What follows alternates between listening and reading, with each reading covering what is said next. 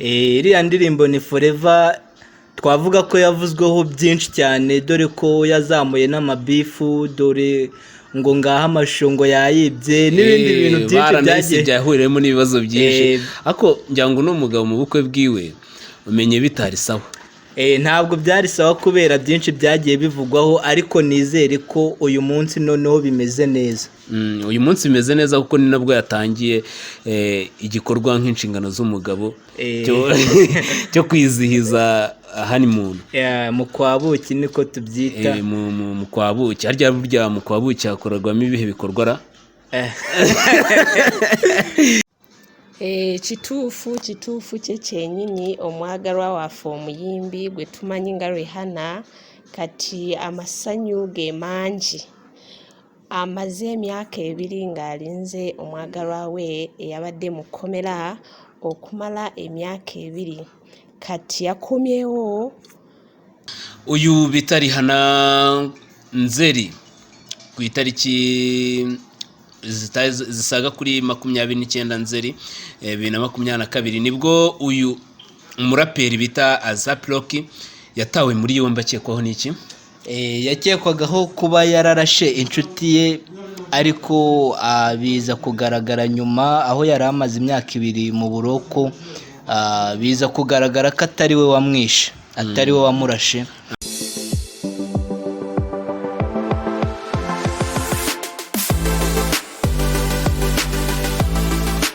Abagalwa baffe abalungi tubaniriza ku TV yaffe F1 TV mu mizannyo, amawulire n'otuyimba otw'engeri zonna. Abalwadde abalumizibwa mu nnaku zino tubakwasa Mukama Katonda abagumye, enkya mugenda kuba nga muli bulungi. Kola subscribe ne comment, share nga tuli wamu ennaku zonna. Lovers of F1 TV, you are highly welcome in all forms of entertainment in Rwanda and outside Rwanda. We humbly comfort those who are sick and in poor conditions. Just know tomorrow will be better for you. Do subscribe, comment, share. We are together. We love you so much. Karabaye none icyamamare nyarwanda muri muzika Benjamin uzwi nka The Ben n'umugore wiwe Uwikeza Pamela babanje mu gihugu cya Misiri mu kwezi kwa buki, bazakomereza mu gihugu cya Kenya i Mombasa.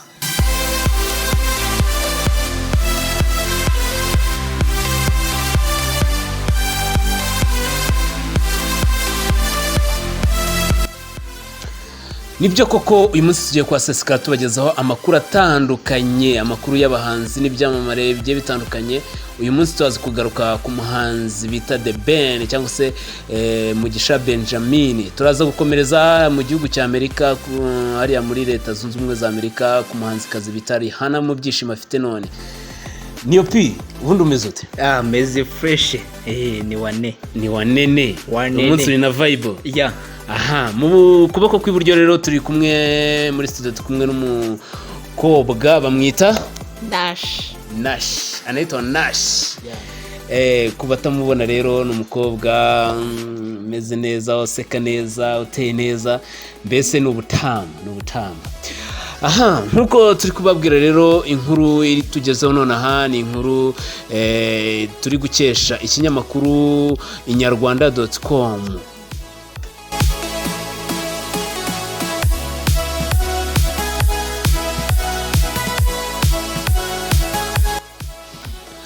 Nibyo koko nkuko ino nkuru tuyikesha inyarwanda.com iravuga ngo umuhanzi nyarwanda Mugisha Benjamin uzwi nka The Ben n'umugore we Uwikeza Pamela babanje mu gihugu cya Misiri mu kwezi kwa buki, bazakomereza mu gihugu cya Kenya i Mombasa.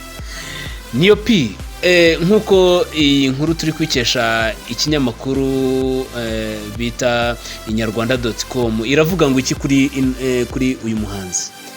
Nkuko biri kuvugwa, The Ben ari mu bihe byo kwizihiza isabukuru ye y'amavuko, ngo amata yabyaye amavuta, kuko kuva akoze ubukwe ntabwo yari yakagiye mu kwezi kwa buki, dore ko yari yarahuye n'ibibazo byinshi, yagiye yitabiriye ibirori byinshi, yagiye mu bikorwa byinshi nyuma yo kamaje kugira iki gushakana n'uwikeza Pamela. banza yaniyoruganiza nk'umugabo ugiye kubana n'umugore cyangwa se wavuye mu busore wagiye mu kindi cyiciro. Buriya wabona na cya gikorwa cy'abashakanye ataragikoze bitewe n'akazi kenshi ahise ajyamo. Kiriya bari ikibanze ku mugabo watangiye na ziriya ni inshingano nazo abayafashe. Wabona wenda yabanje akora ziriya, ubundi noneho ahita agaruka ajya muri biriya bikorwa. Urabizi ko mu minsi yashize yari yagiye gusura bariya munyamideli n'abari abana bamukoreye surprise cyane baririmba indirimbo ye ngo ni forever, dore ko iri kubica bigacika. Bari abana rero nabo tuzababwiraho ubutaha, ariko n'abana bafite impano narabibonye ukuntu bamwakiriye. Bamuririmbiye iriya ndirimbo ngo ni forever, bicurangira live byose babyikorera. Ni ibintu byari bishimishije.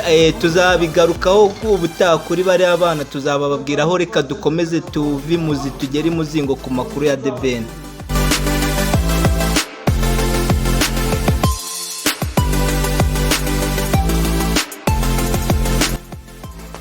Nibyo koko nk'uko iyi nkuru tuyikesha inyarwanda.com yakomeje ivuga iti muri ubwo buryo bwo kwishimira isabukuru y'umuhanzi, niko kwishimira ndetse n'isabukuru ndetse nuko bari bamaze iminsi barushinze we n'uwikeza Pamela.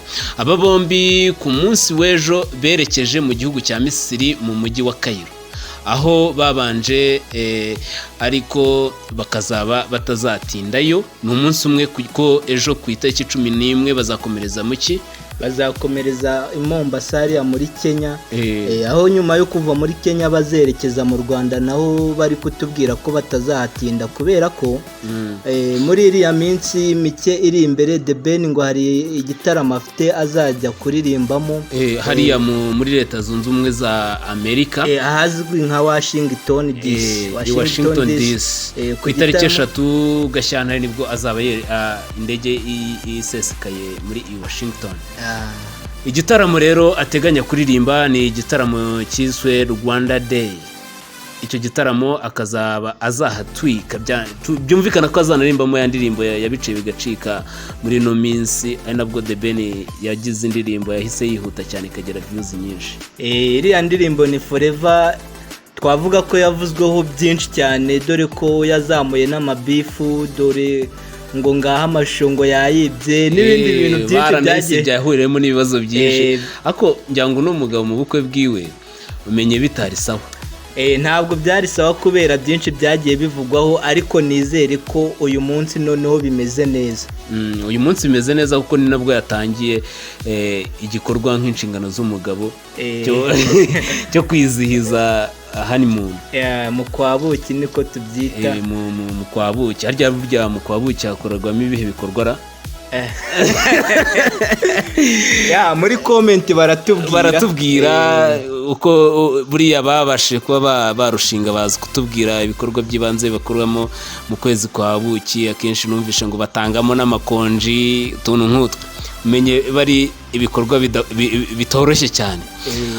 Dusubiye inyuma gato rero, The Ben na Pamela wikeza bakoze ubukwe ku itariki 15 2023. Ibyo byari ukuboza, sibyo? Kwa 12 ku itariki 15 ibyo byari ugusaba no kuko nibwo byabaye, kuko ubukwe agatangaza kabayemo nuko ubukwe bwabaye igihe kingana n'iminsi 3.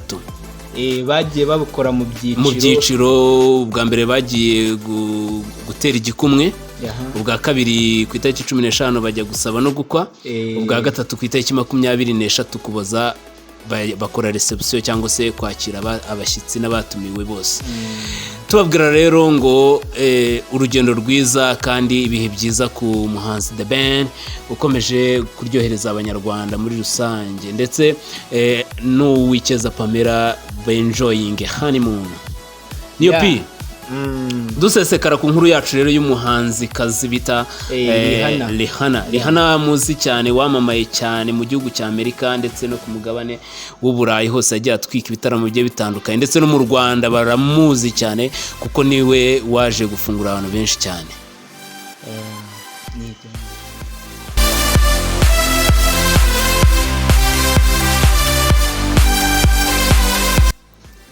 Kituufu kye kyenyini omwagalwa waffe omuyimbi gwe tumanyi nga RIHANNA kati amasanyu ge mangi amaze emyaka 2 ng'alinze omwagalwa we eyabadde mu kkomera okumala emyaka 2 kati yakomyewo.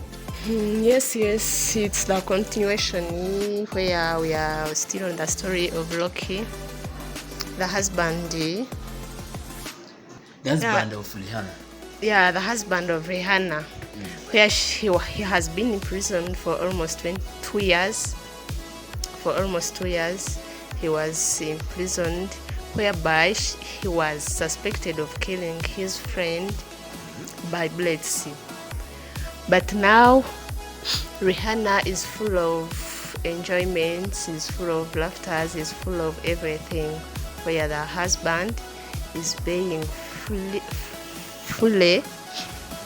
where the husband is fully out of the crime, is no longer the victim of the crime. And now the husband, on this week, on Monday, the High Court of Los Angeles freely let him out.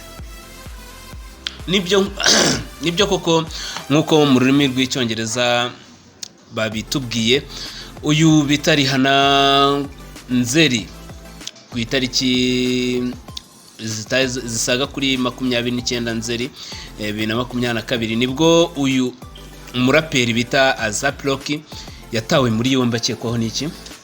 Yakekwagaho kuba yararashe inshuti ye, ariko biza kugaragara nyuma aho yari amaze imyaka 2 mu buroko, biza kugaragara ko atari we wamwishe, atari we wamurashe. dore Dore ko byagaragaye ko ibikumwe byakoze mu byakuriye imbarutso y'imbunda yaba yararashe uwo mugenzi we, naho byasanzwe atari ibye. Ya rero bihamiriza neza urukiko rwa Los Angeles cyase Los Angeles ko uyu Rocky nta cyana kimwe akekwaho, arangije ubutabera buramurekura. Aya makuru rero tukaba twakeshaga inyarwanda.com tubabwira ngo byinshi tuzajya tugumya tubibahe, ariko ngo amakuru yasohotse nuko umuntu bita Rihanna nako umuntu bita Marina nawe inzozi ze zabaye impamo. Marina ngo hanyuma yo kurota inzozi, ubwo ngo hari hashize imyaka 5 arose inzozi zo gukorana indirimbo n'icyamamare, akaba yakoranye indirimbo n'icyamamare bita Waikibenda kuva mu gihugu cy'abaturanyi cya Uganda. Ayo makuru rero nayo tukaba tuzabagezaho ku munsi w'ejo, munsi indirimbo izaba yasohotse tukayiba. Alright, ciao ciao, mwari kumwe na P wanyu niyo P again.